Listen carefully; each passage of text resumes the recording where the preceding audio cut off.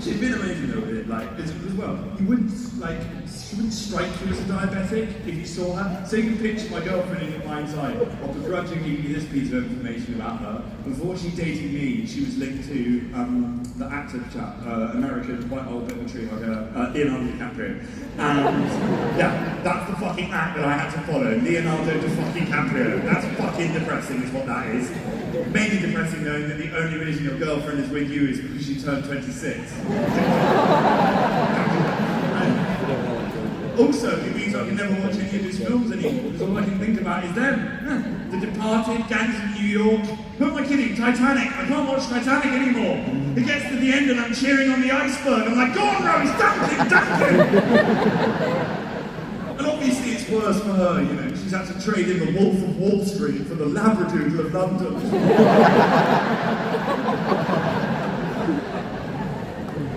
She's tried to own it, she talks about it a lot, she tries to educate people. The only time she fucked up with her diabetes thing was she was doing this like Instagram tutorial on insulin injections, which ended with my missus using the phrase on Instagram Live, at the end of the day, it's just a tiny prick. And I'm so used to it now, I can barely feel it go in. I know those are the exact words that she used, because that 10-second clip ended up in every single one of my group chats, including the family WhatsApp group. It's how I discovered my dad knows how to use both the magnifying glass and the O machine emoji.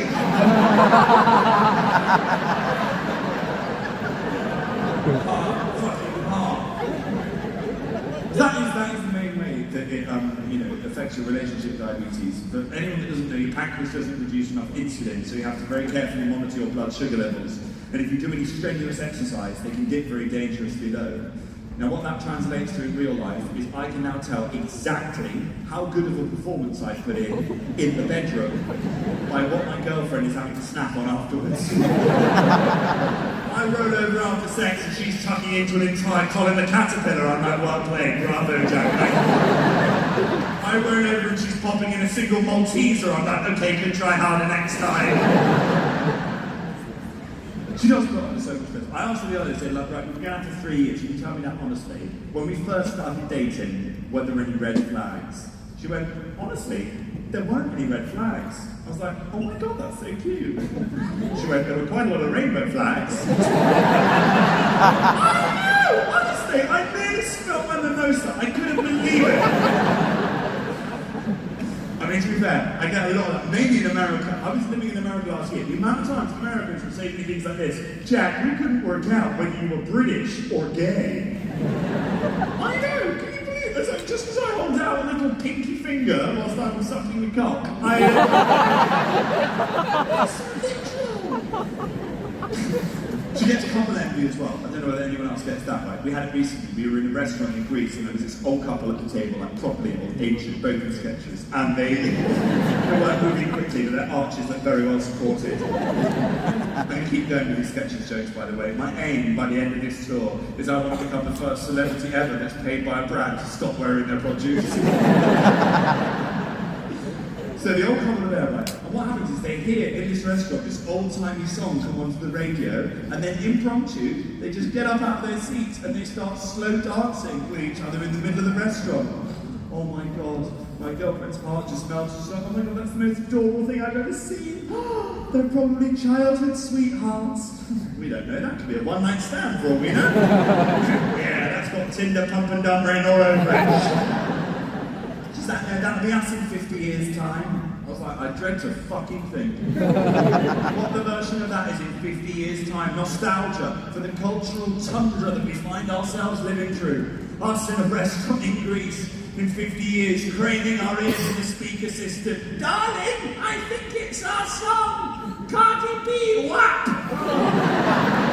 Just getting up and lowering ourselves into a slut drop that we never get up from.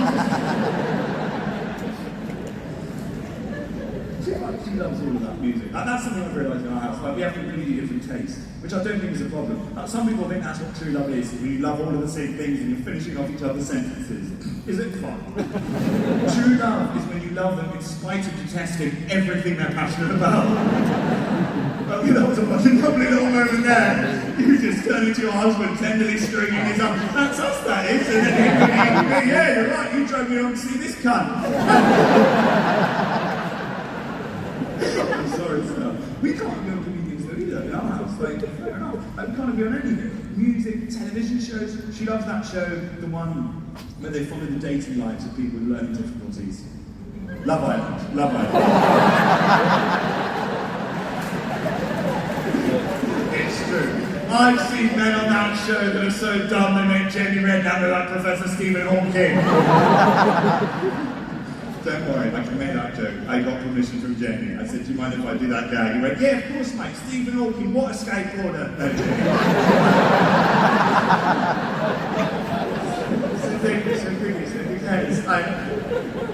The other show she loves, right? Okay, and there'll be other ladies in the room that are into these shows as well. And she made us watching them late at night, right? Normally, if we're in bed, they'd having a little cuddle, a little spoon. What should we put on as we doze off in each other's arms? Oh, what about this? The Connecticut Cannibal. What is it with you ladies watching true crime right before you go to bed? And then having the temerity to wake up the following morning and be like, oh my god, I had such bad nightmares last night. And wonder why. You literally fell asleep to a documentary about a serial killer that targets specifically diabetic women. Also, I can't watch anything with her because of the questions. I've never experienced anything like it in my life. Right, there are 110-year-old women in severe cognitive decline that would ask less questions than my missus when watching a television show. She needs a previously on at the beginning of every fucking scene. Sorry, who's he? Wait, what's his name again? Is he a goodie or a baddie? Why has he just said that to him? Why don't we listen and maybe we'll find out? That's how a scene works. At the beginning of it, there will be some things that we don't know. And by the end of it, we're going to learn some more things. These are the basic principles of storytelling. But we won't learn anything if we're talking over all of the dialogue. So how about from now on we ask all of our questions with our inside voices? Oh my god, you're so passive aggressive. I was just trying to understand. We're finding it important to understand. We'll just sit here inside. I'll just sit here confused if that's what you want. Then 10 seconds of silence will fill the room. 10 seconds of respite. I'll be like, oh my god, I think we finally made the breakthrough. Then the next scene starts and boom, on cue, it's up again. Who's she? What's her name again? Is she a goodie or a baddie? She is the protagonist and her name is Peppa Pig.